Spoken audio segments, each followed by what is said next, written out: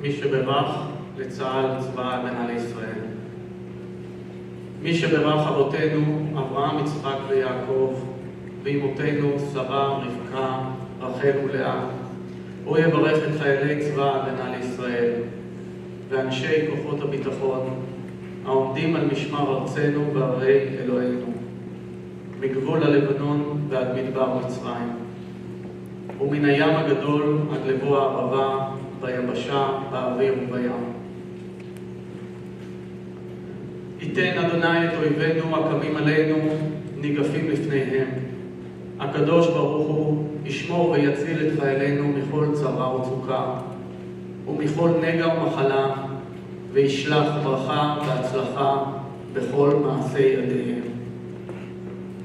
ידבר שונאינו תחתיהם, ויעטרם בכתר ישועה ובעטרת ניצחון, ויקוים בהם הכתוב, כי אדוני אלוהיכם ההולך עמכם, להילחם לכם עם אויביכם, להושיע אתכם ונאמר.